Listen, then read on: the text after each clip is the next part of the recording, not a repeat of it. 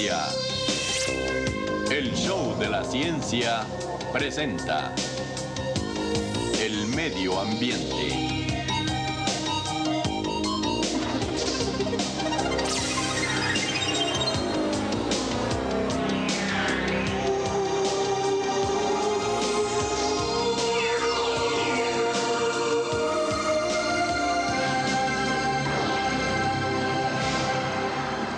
Noticia de última hora, 15:30 horas, reportera Claire Pimparé. Se informa que las víctimas de la inundación en Nueva Orleans organizarán mañana una manifestación para celebrar el primer día del año 2030. Hace ya 3 meses que su ciudad desapareció bajo el mar y su demanda de asilo en Canadá está siendo estudiada. Nueva Escocia, un ciclón amenaza las costas. Los habitantes están desesperados. Es la tercera tormenta tropical en 2 meses.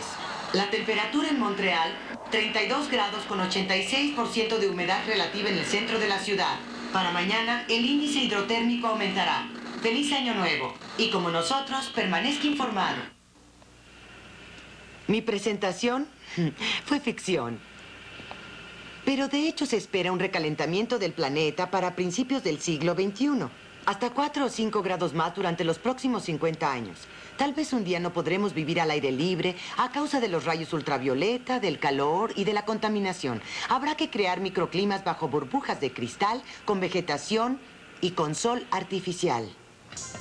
Los avisos de alarma que nos envía el planeta no pueden ser ignorados. Verdaderas mareas de algas rojas y cafés invaden los océanos, causando la muerte de miles de peces. Los delfines mueren misteriosamente en las costas del Atlántico. El año pasado murieron 750. Sus aletas y colas habían sido roídas por las úlceras. Además, la contaminación del aire desfigura las estatuas, los edificios, los monumentos. El aire que respiramos, el agua que bebemos, los alimentos que comemos son sospechosos. El peligro nos acecha. Cada mes en el medio ambiente se identifican nuevas sustancias tóxicas. No es de extrañar. Nuestra sociedad fabrica 1000 nuevos productos químicos por año. Casi siempre se lanzan al mercado sin evaluar sus efectos. Hoy en día se utilizan normalmente más de 35,000 sustancias sintéticas potencialmente cancerígenas. Los desechos son producidos por las industrias por millares de toneladas. Una gran parte es arrojada directamente al drenaje sin ser tratada y el resto es enterrado sin tomar precauciones. Los desechos tóxicos se infiltran al subsuelo y contaminan las aguas subterráneas y se concentran en los organismos vivientes por medio de la cadena alimenticia. Hace 20 años, los países industrializados retiraron del mercado un pesticida peligroso, el DDT. Pero aún hoy encontramos residuos en los peces, las aves y los humanos. Hace 10 años se prohibió la producción de los bifenilpoliclorinados, los famosos BPC. Pero aún no se ha logrado librarse de ellos y todavía dan mucho de qué hablar.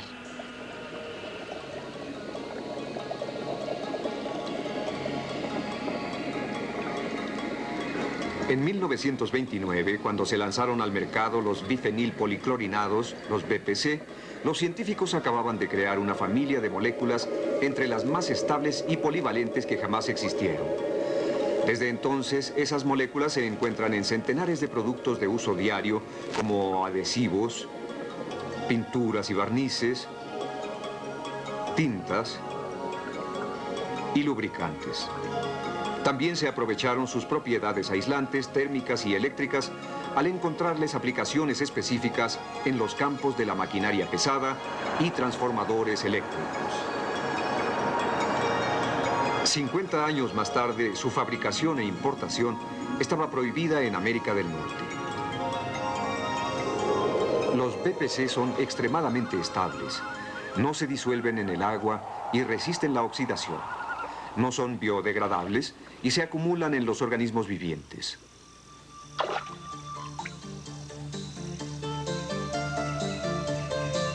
Cuando los BPC son arrojados al medio ambiente, se introducen en la cadena alimenticia y se infiltran por contacto cutáneo, por ingestión o por respiración en todos los organismos vivientes.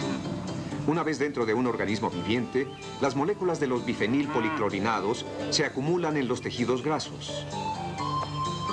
Los científicos han demostrado que cuando esas moléculas se acumulan en el hígado de un mamífero, estimulan la producción de ciertas enzimas. El cuerpo del mamífero se convierte en una verdadera fábrica de transformación química. Esas enzimas modifican los productos presentes en el organismo asimilados por medio de la cadena alimenticia, como los pesticidas u otros contaminantes. Cuando esas enzimas entran en contacto con los contaminantes, se crea una nueva familia de productos químicos muy tóxicos que no se encuentran ni en el medio ambiente ni en el laboratorio. Se ha demostrado que esos productos químicos causan cáncer en ciertos mamíferos. Pero el efecto cancerígeno de los BPC en los humanos aún no ha sido demostrado. De los 565 millones de kilogramos de BPC producidos en América del Norte, 315 millones aún son utilizados.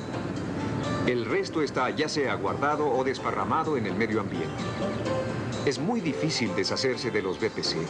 Los incineradores normales no los destruyen y de hecho proporcionan el calor y oxígeno necesarios para que se transformen en productos químicos aún más tóxicos: los furanos y las dioxinas.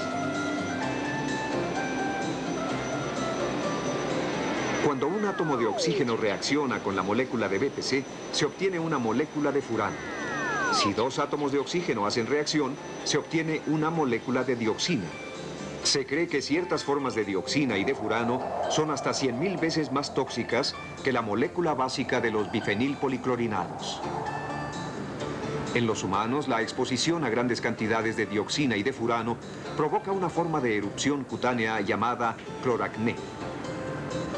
También causa problemas digestivos y dolores musculares y en las articulaciones. En los animales se ha observado un efecto cancerígeno, pero una vez más, su efecto cancerígeno en los humanos aún no se ha demostrado. Para destruir los BPC sin crear moléculas de dioxina y de furano, deben ser quemados a temperaturas muy elevadas, del orden de 1200 grados centígrados. Solo a esas temperaturas se pueden romper completamente las moléculas de BPC. Pero este procedimiento es muy costoso. Los investigadores buscan una forma más económica de destruir los BPC. Han descubierto que ciertas bacterias tienen un patrimonio genético que les permite degradar algunas de las 209 moléculas diferentes de BPC. Según los investigadores, varias series de genes serían necesarias para que la bacteria pueda degradar completamente todos los tipos de BPC. Sin embargo, como ninguna bacteria en la naturaleza está dotada de todos esos genes, se intenta entonces, por medio de la manipulación genética, crear una superbacteria al trasplantarle los genes necesarios.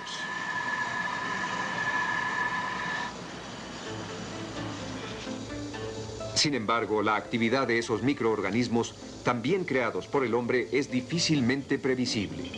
Podrían convertirse por su inestabilidad genética en bombas ecológicas aún más devastadoras que el BPC presente en el medio ambiente. Lo que sucede con los BPC es típico de nuestra sociedad industrial. Nunca pensamos cómo vamos a deshacernos de los productos peligrosos y sus desechos. Cuando sucede un accidente, recurrimos a la ciencia como si tuviera una varita mágica para resolver todos los problemas. Pero ya es tarde. Los accidentes se han vuelto catastróficos y los ejemplos son muchos. En Missouri, en 1973, una compañía que esparcía aceite usado para evitar el polvo en los caminos añadió al aceite que empleaba los desechos de una compañía farmacéutica. Esos desechos contenían dioxina. Después de una inundación, la dioxina de esos desechos se esparció por una ciudad. Los habitantes fueron evacuados, la ciudad fue abandonada y el gobierno fue obligado a pagar $33 millones. Cuando queremos deshacernos de los residuos tóxicos, nos valemos de cualquier medio. En Nueva York, por ejemplo, las compañías vendían sus desechos a distribuidores de combustible para calefacción.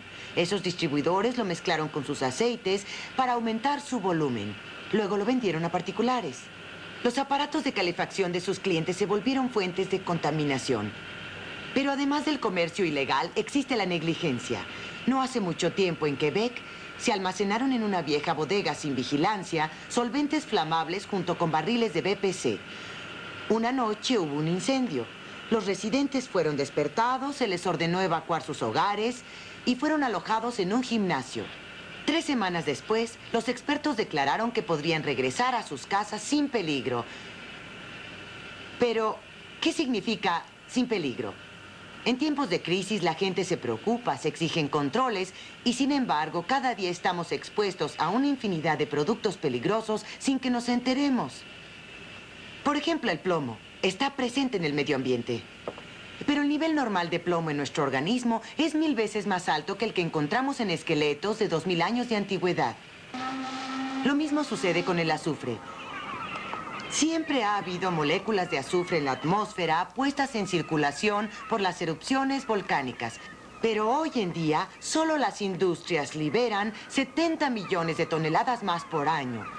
En los años 70, se construyeron fábricas con enormes chimeneas para enviar los gases ricos en azufre a lo alto de la atmósfera. Eso solo agravó el problema que regresó a nosotros en forma de lluvia ácida.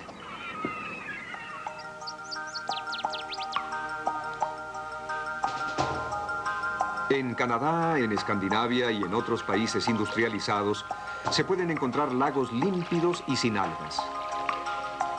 Esos lagos son cristalinos porque han perdido por completo los microorganismos, vegetales y peces que los habitaban. Son lagos muertos.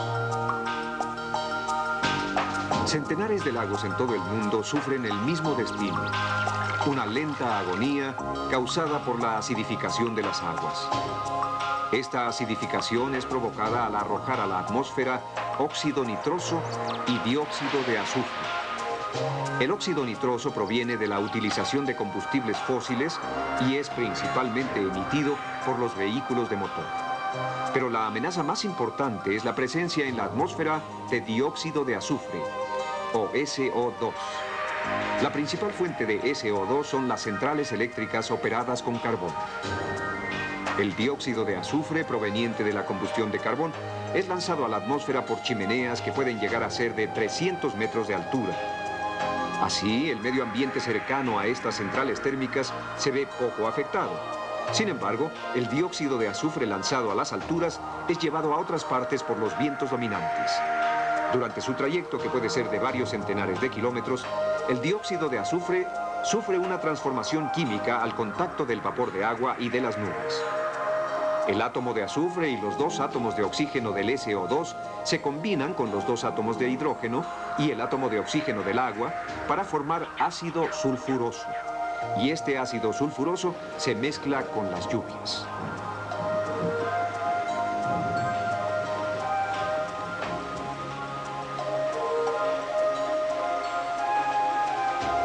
Pero la acidificación no es solamente causada por las precipitaciones. Cantidades apreciables de dióxido de azufre caen al suelo antes de haber reaccionado químicamente con el vapor de agua. Cuando estas minúsculas partículas de SO2 entran en contacto con el rocío, sufren la misma transformación química y se vuelven ácidas. Un ácido igual al que cae con las precipitaciones. Reacciones químicas similares se producen con las emisiones de óxido nitroso de los automóviles. Cuando un lago recibe grandes cantidades de ácido, el metabolismo de los seres vivientes que lo habitan es gravemente afectado.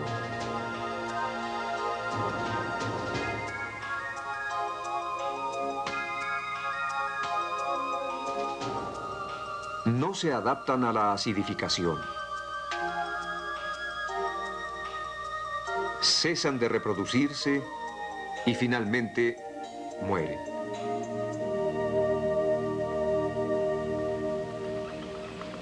Pero la acidificación tiene otras consecuencias. Cuando sus ácidos se infiltran en el suelo, provocan un fenómeno llamado lixiviación. Este fenómeno se compara a lo que sucede en una cafetera de filtro. Las aguas ácidas atraviesan el suelo, llevándose con ellas los minerales y las sustancias esenciales para la vida de los vegetales. El suelo es privado de sus sustancias nutritivas, como los granos de café son privados de su sabor. El suelo se vuelve entonces poco propicio para el crecimiento de árboles.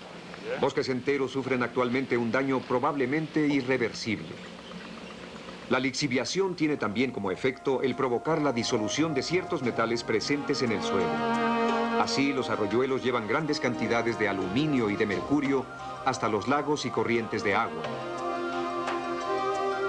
Es posible remediar temporalmente la acidificación de suelos y lagos al esparcir piedras calizas, pero esta medida solo tiene un efecto temporal y no es práctica ni económica.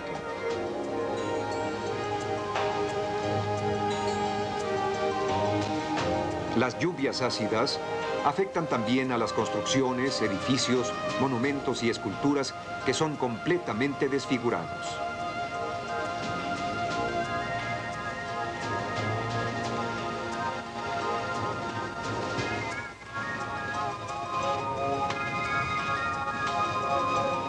Los depósitos y las lluvias ácidas erosionan gradualmente varias regiones del planeta. Sin embargo, existe una solución: tomar estrictas medidas anticontaminantes.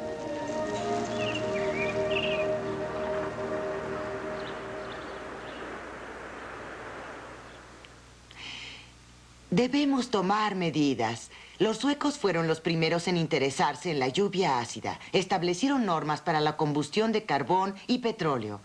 Multiplicaron los programas para alentar a las industrias a filtrar sus gases tóxicos y comenzaron a desacidificar sus ríos y lagos al añadirles cal para restablecer un equilibrio químico normal.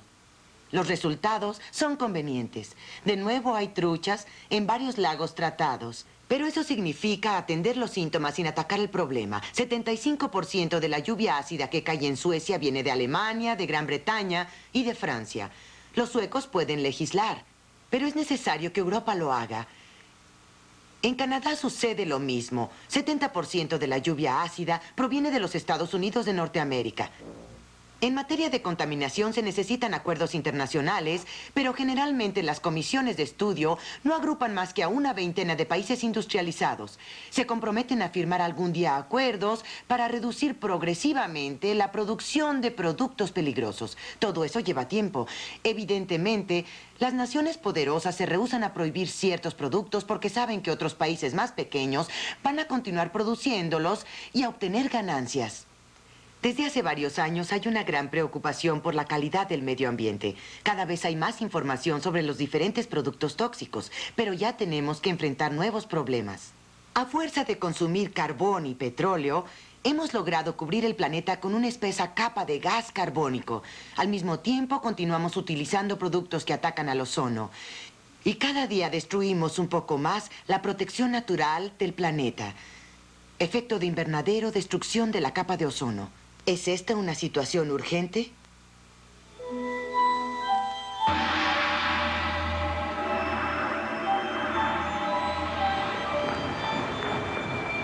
Los productos químicos que contaminan la superficie de la Tierra son una amenaza. Pero una amenaza aún más grande se cierne a varios kilómetros de altura y compromete la supervivencia de toda la biosfera.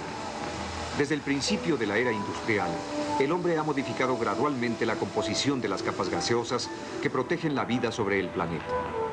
Una de las grandes amenazas que se cierne actualmente sobre el planeta es la intensificación del efecto de invernadero, causado principalmente por las emisiones de gas carbónico.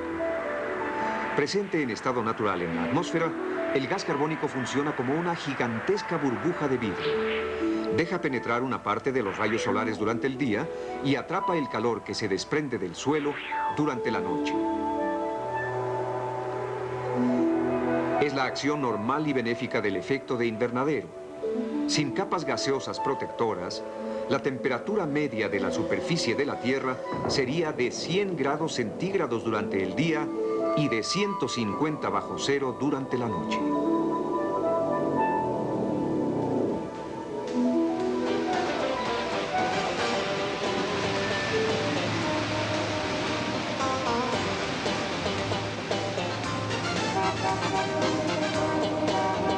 Sin embargo, desde hace 100 años, las emanaciones provenientes de la combustión de petróleo, carbón, gas natural y madera han hecho aumentar la concentración de gas carbónico en la atmósfera en un 30% y se estima que será el doble para el año 2030.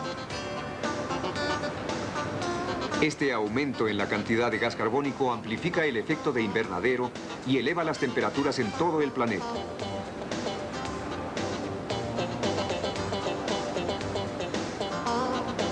Si las emisiones de gas carbónico se mantienen al ritmo actual, los científicos prevén que dentro de 30 a 50 años habrá un aumento de 3 a 5 grados. En los últimos 15.000 años, la temperatura del planeta aumentó solo 5 grados. La lentitud de esas modificaciones climáticas permitió la adaptación de las diferentes especies vivientes. Un recalentamiento comparable en un periodo de 50 años tendría un efecto desastroso sobre toda la biosfera. Regiones agrícolas enteras podrían transformarse en desiertos y la producción de cereales podría disminuir en 50%. El deshielo de los glaciares haría aumentar el nivel del mar en 1 metro, provocando la inundación de regiones costeras y de ciudades en los litorales. Las lluvias serían mucho más abundantes y un incremento de solo 1 grado aumentaría 2 veces la frecuencia de los huracanes.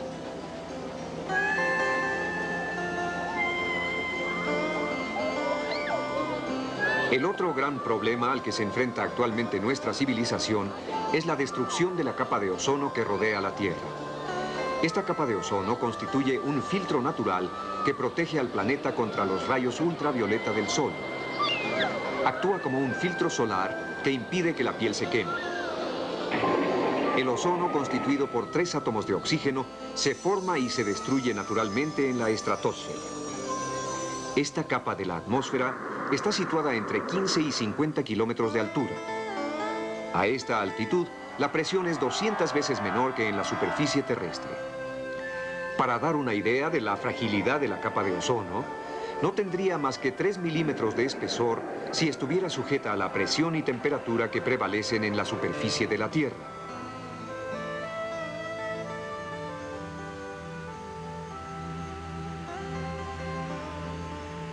Pero los productos químicos utilizados en los aerosoles, los aparatos de refrigeración,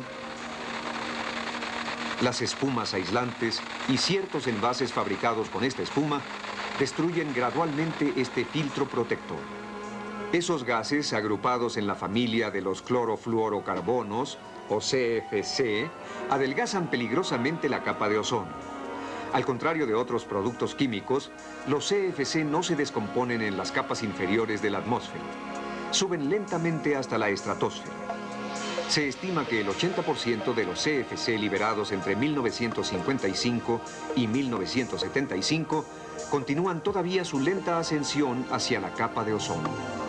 Una vez que llegan a la estratosfera, los CFC son descompuestos por los rayos ultravioleta que liberan átomos de cloro.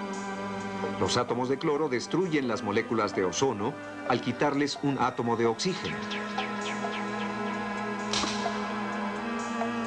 Una nueva reacción química se produce con los átomos de oxígeno presentes en la atmósfera, liberando de nuevo el cloro. Un solo átomo de cloro puede destruir hasta 100.000 moléculas de ozono. El efecto destructor de los CFC fue confirmado en 1985 por un satélite meteorológico. Se fotografió un agujero sobre la Antártica, indicando una disminución de 40% en la capa de ozono que continúa adelgazando en todo el globo. Los cálculos efectuados por la NASA prevén que si las emisiones de clorofluorocarbonos continúan al mismo ritmo, hasta 9% de la capa de ozono podrá desaparecer dentro de los próximos 50 años.